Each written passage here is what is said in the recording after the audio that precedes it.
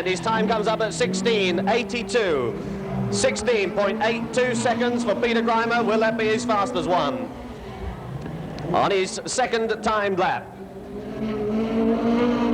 Racing conditions, of course, ideal. No problems there, and the second time lap, he's got 16.82 to beat. What was his second lap?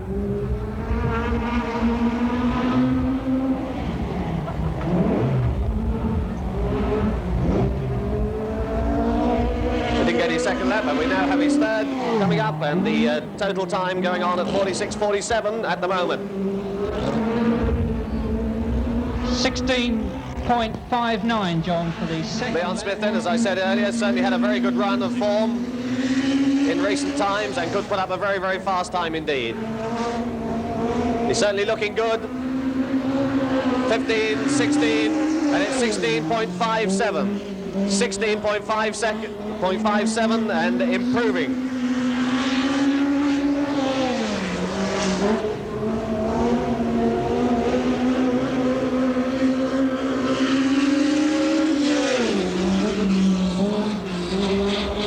And it's a little bit quicker, that one, I would think. Let's see what it is on the board. 16.4, 16.4. 16.4, yes, slightly quicker, and it could be even quicker on this one then. His third lap as things warm up. But there were some quite good times there, I think, from Leon Smith. Let's see what the final time came out at. 16.75. Well, he's looking fairly quick, and let's break the beam, and it's 16.6. 16.6 going up, not quite as fast as I expected.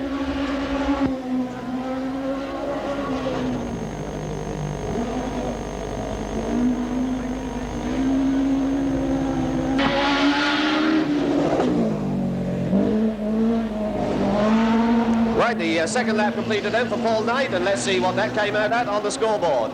16.5, 16.5. 16.5, and things here is our South African friend, Koos Koekemeyer, driving car number 1, coming up for his time lapse now. Koos Koekemeyer, over here for a 4-week stay, has had 1 or 2 meetings so far. Oops! And clouts the wall as he comes out of the corner, desperately keen to go quickly, of course. It is important, this, and hanging the tail out a little bit wide, getting dangerously close to the safety wall. That would have cost him 17.23.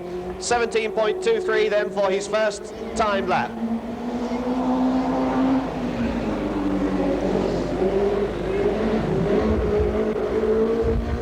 And losing a little bit of time, I would think, on that second one. Let's see what the readout is. 34.28 for 2 laps, and the second lap time coming up. 17.05.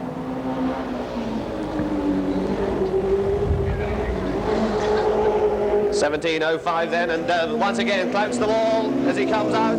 So he's obviously not too happy, I wouldn't think, with the handling at the moment, clouting the concrete wall on 2 occasions. And let's pick up his fastest time, which is the official one. 17.14 for the third lap. Morning, Paul and Peter. Morning. How'd your trip go down?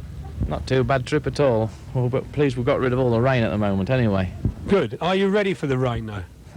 No, we don't want none, I don't think, to make a good race of it.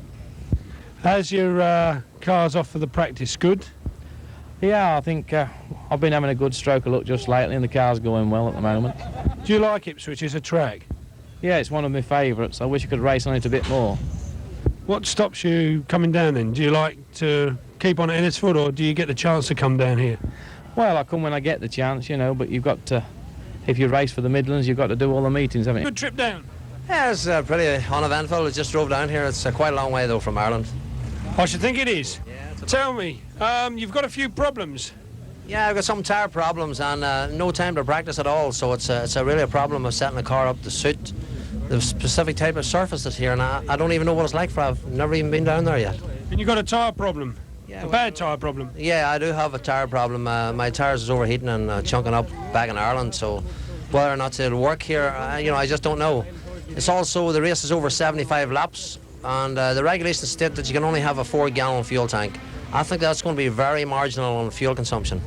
My car uses a lot of petrol, which isn't good for these economic times, I suppose.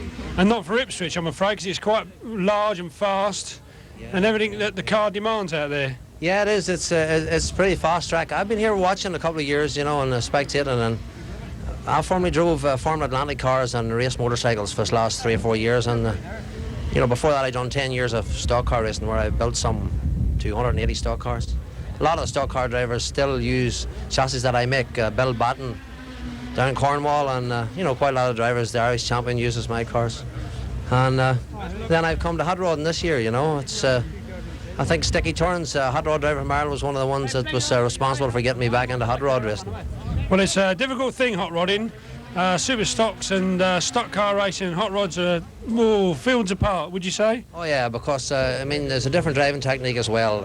In stock car racing, of course, you can use the inside line, and if there's someone in the way, a little nudge gets them out of the way. Whereas in this game, you cannot touch anyone really, and it's more professional. I think it's better. It's better that you can, you know, that you can drive more like a racing car. That suits me fine. Tell me, you also race stock cars. Why did you go to the hot rod formula if you like stock car racing? Well, I done some 12, 13 years of stock car racing, and then I got involved in motorcycle racing, and then changed to Formula Atlantic racing, and it's, you know, it's more professional racing, and really that's the type of racing I like to do. But unfortunately, it's the old story where finance don't permit that. It doesn't even permit this type of racing really, but it's a big struggle. The tyre problem is a thing. I think that it'd be better for them to nationalise a tyre whereby everybody would have to use the same tyre. It'd be much better then, because they could keep the cost down and everybody would be on the same tyre.